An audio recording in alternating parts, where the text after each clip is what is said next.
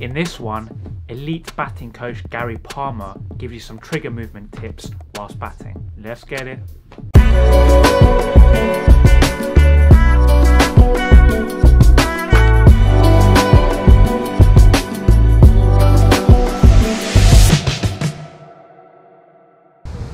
Okay, we're going to talk a little bit about trigger movements.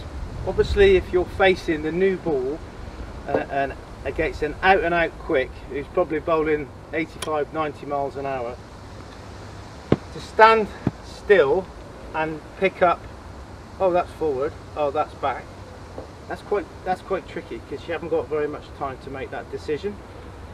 And I feel that the longer a person stands still, the more tense they get, the more rigid they get, and the slower they react. They can get stuck on the crease.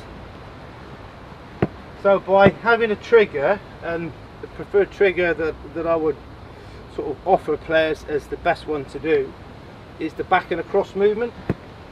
So just as before the bowler lets go of the ball, you're going to go back and across, so you shift your weight onto your back foot, but the key is to keep your head and chest forward of your body. So back and across, which opens me out. I'll wait to see where the ball is. Oh, it's over there. Step to the offside, play the shot. Again, back and across, see its leg stump, small stride, play the ball. As you can see, as soon as I go back and across, I'm in a great aligned and balanced position, that nice neutral position where I'm not tipping offside or leg side, but I'm nice and neutral. I can get good access to hit the ball straight. Now if I go and I go like and use this trigger, if you have a look now, I can't hit those two balls straight, possibly that one, but I'm starting to hit around straight balls, and if the ball's swinging and moving around, that's high risk.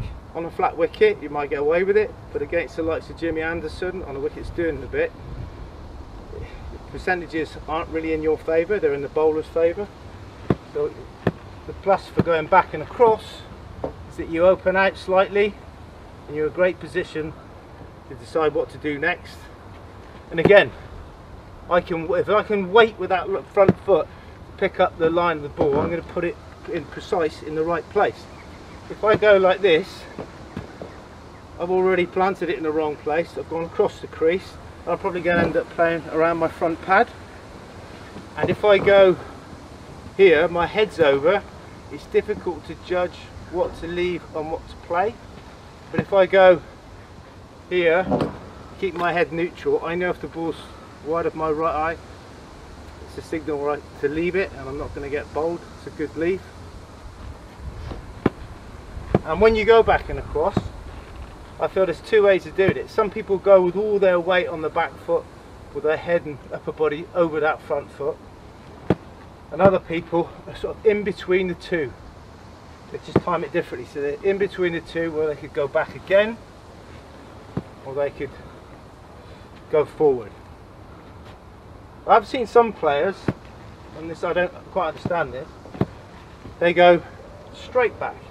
Now if you go straight back, your next movement is going to have to be over there, and if the ball is swung back into you, you're closed off, you're going to have to hit around it. And also if you go straight back, you can start playing out here, as opposed to you've gone back and you're more in line with it to play it there. It's good to get in line with the ball. So again, if you're going to trigger, back and across, always back and across. I wouldn't advocate going straight back. And if the ball was short, so it hasn't let go of it, and now you see it's short, so your weight shifted onto the front foot and you go back again.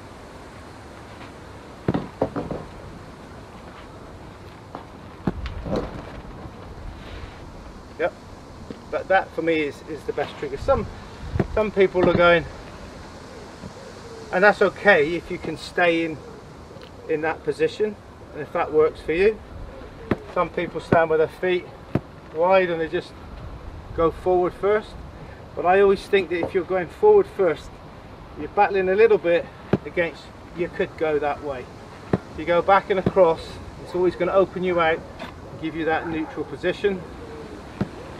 this or that just could take you that way a little bit. And against the spinner, some people are thinking forward, so before the ball's even bowled, they might do that.